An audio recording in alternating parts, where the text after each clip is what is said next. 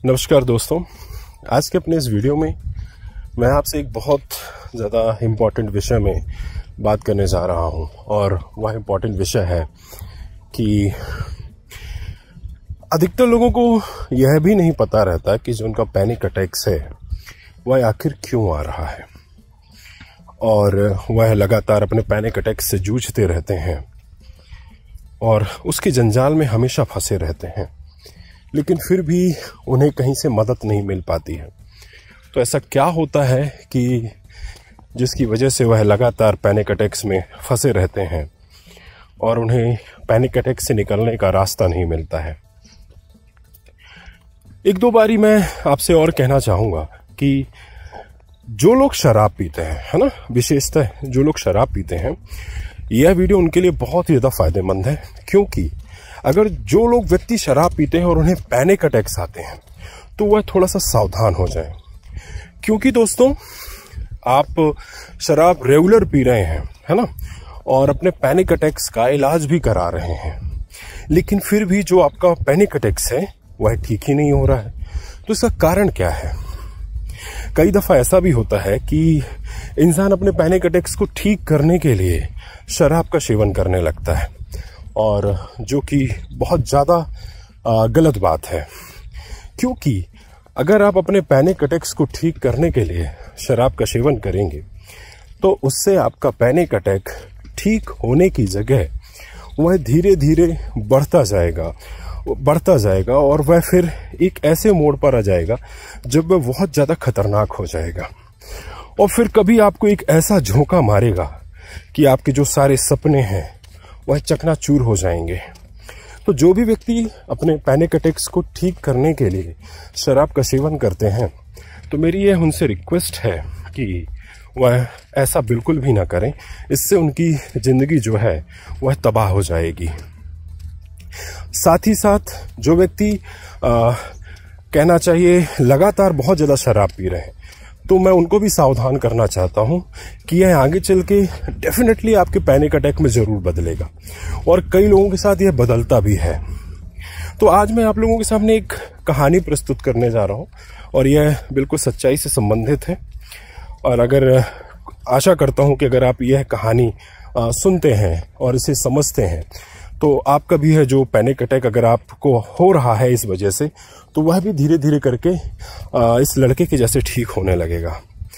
तो कहानी कुछ इस तरह से है कि भाई साहब बहुत ज़्यादा शराब का सेवन करते थे, और कहना चाहिए पहले तो 6-7 महीने में एक बार करते थे, फिर धीरे धीरे 3 महीने में आए, 3 से 1 महीने में आए, 1 से 15 दिन, 15 से 10, 10 से हफ्ता से 2 से 1।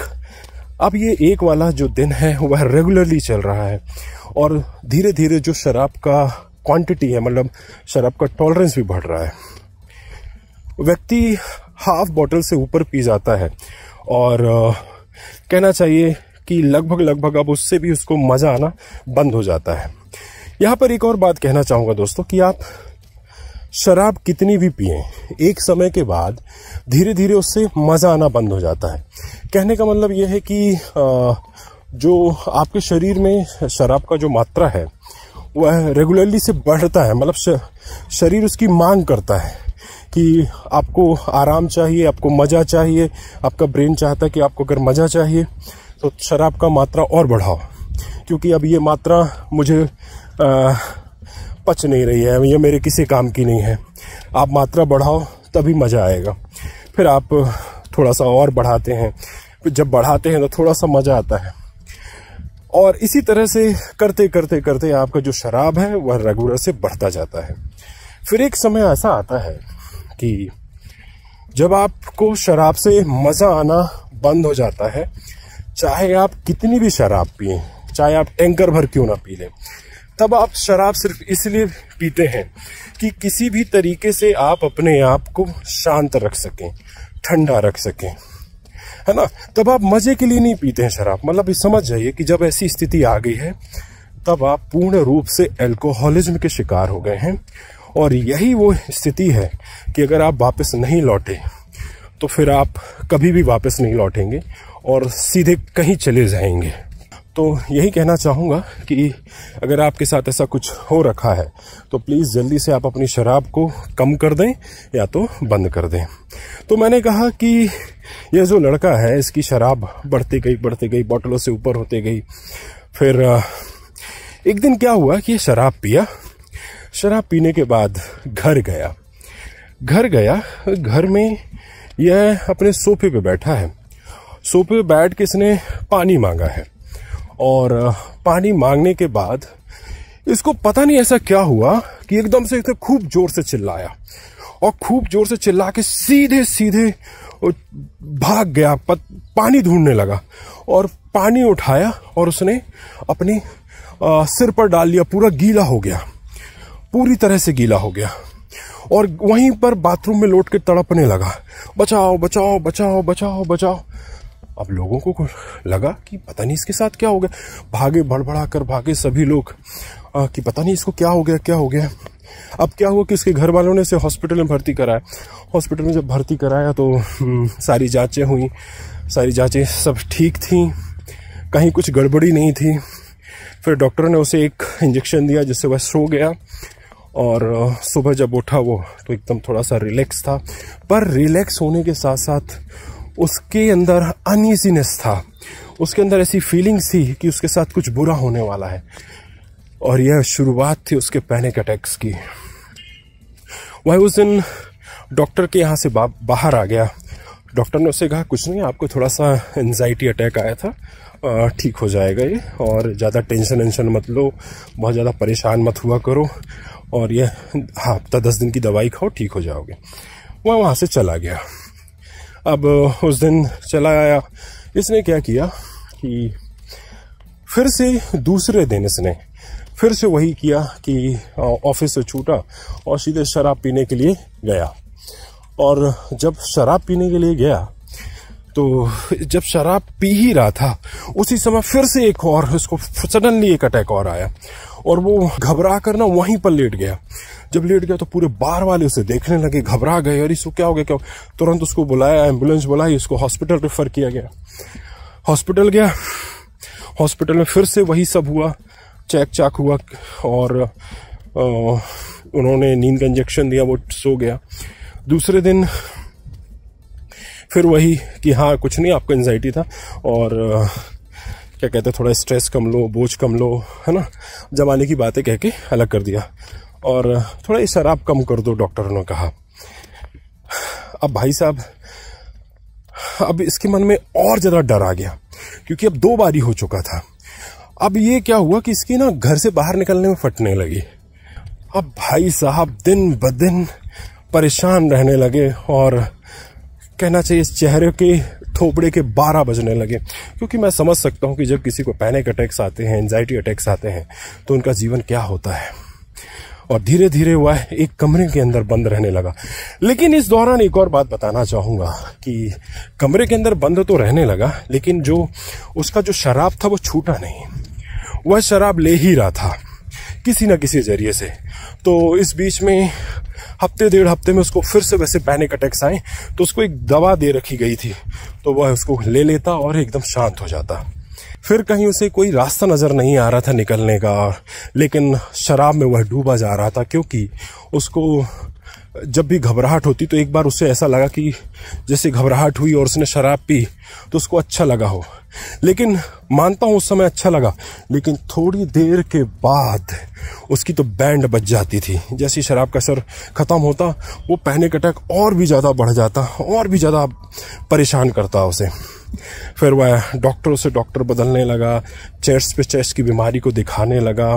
पता नहीं उसके साथ ऐसा क्या हो रहा था और जो उसको लग रहा था कि यार ये पैनिक अटैक है कि क्या है पता नहीं, और मानने के लिए भी तैयार नहीं था कि उसे ये सब हो रहा है। फिर किसी ने बताया कि तुझे भूत प्रेत लगे हैं। फिर वह दिन रात भूत प्रेत के बारे में सोचने लगा और अंततः वह बाबाओं के चक्कर में पड़ गया। बाबाओं के चक्कर में पड़ के लाखों रुपए उड़ा दिए, पर वहां से भी कोई फायदा नहीं हुआ उसे। फिर डॉक्टरों के पास भी गया। डॉक्टरों ने कहा बेटा ये दवाइयाँ खाओ और आपका जो पैनिक अटैक है ना वो धीरे धीरे ठीक हो जाएगा। पर लेकिन किसी भी डॉक्टर ने फोर्सफुली ये नहीं कहा कि आप अपनी शराब बंद करिए, क्योंकि यह शराब का ही रीज़न है। लेकिन वह दवाइयाँ भी खाता रहा, शराब भी पीता रहा, और उसका जो जीवन था वह एकदम कुंद होता गया, बर्बाद होता गया, और एक कमरे में बंद होता गया। वह एक कमरे का ही व्यक्ति हो गया। धीरे धीरे उसने आशा ही खो दी कि अब वह कभी ठीक हो सकता है। अब लोग कहते हैं कि सर्चिंग बहुत बुरी चीज़ होती है, लेकिन अगर आप उसको सही चीज़ के लिए सर्च करो तो वह बहुत अच्छी चीज़ है। तो उसने अपने सिम्टम्स और अपनी जो भी है कि उसको बताया गया था कि इसको पैनिक अटैक, एंजाइटी अटैक आ रहे हैं। तो उन्होंने जब सर्च किया कि what is the treatment of panic attack, तब भाई हमारा वीडियो से मिला। तब उसने हमारे नंबर पे कांटेक्ट किया, और कांटेक्ट करने के बाद अपनी सारी व्यथा, सारी कहानियाँ बताई। तो हमने उसका पूरा A to Z हिस्ट्री लिया कि उसने शराब कब से पी, कितनी पी, और शराब पीने के बाद क्या हुआ, फिर उसने क्या क्या किया। तो उसने अपना बिल्कुल ईमानदारी से सब चीज़ें हमसे शेयर करी, और हमने उसका ट्रीटमेंट करना शुरू किया। हमने तो सबसे पहले जो उसका एंजाइटी था उसको धीरे धीरे ठीक करना शुरू किया, और साथ में ही जो उसका अल्कोहल का कंजप्शन था उसको रिड्यूस करना शुरू किया। और धीरे धीरे अल्कोहल को हम बिल्कुल रिड्यूस करते गए। यहाँ पर एक चीज़ और मैंने इससे बोली कि अगर तुम जिंदा रहना चाहते हो और स्वस्थ रहना चाहते हो तो तुमको शराब बंद करनी पड़ेगी, अदरवाइज तुम्हारे जीवन का कोई भरोसा नहीं है। वो समझ गया कि मैं उसको क्या बोलना चाहता हूँ। उसने बोला जैसा आप कहेंगे वैसा करेंगे। धीरे धीरे उसने अपनी शराब बंद करी, एंजाइटी उसका धीरे धीरे नॉर्मल आ गया, उसका शराब भी लगभग बंद हो गया, और उसका जो पैनिक अटैक है वह बहुत बेहतर हो गया। एंजाइटी अभी भी है उसको, ऐसा नहीं है कि ठीक हो गई है, पर इतनी है कि वह बहुत आसानी से मैनेज हो जा रही है, और यह कुछ दिन तक और रहेगी। इसके बाद वह पूरी तरह से ठीक हो जाएगी। तो जितने भी पैनिक अटैक्स वाले हैं उनसे मेरी यह रिक्वेस्ट है कि शराब को जितनी जल्दी हो सके कट डाउन कर दें, और अपनी एंजाइटी को मैनेज करने के नेचुरल तरीके ढूंढ लें। धीरे धीरे करके वह बेहतर हो जाएंगे और बहुत अच्छे हो जाएंगे। अगर इस संबंध में हमसे और भी कुछ बातें करनी है तो हमने अपना नंबर जो है डिस्क्रिप्शन बॉक्स में दे रखा है, आप हमसे वहाँ से कांटेक्ट कर सकते हैं और अपनी पैनिक अटैक और एंजाइटी अटैक की बीमारी से दूर जा सकते हैं। बस आज के लिए इतना ही, धन्यवाद।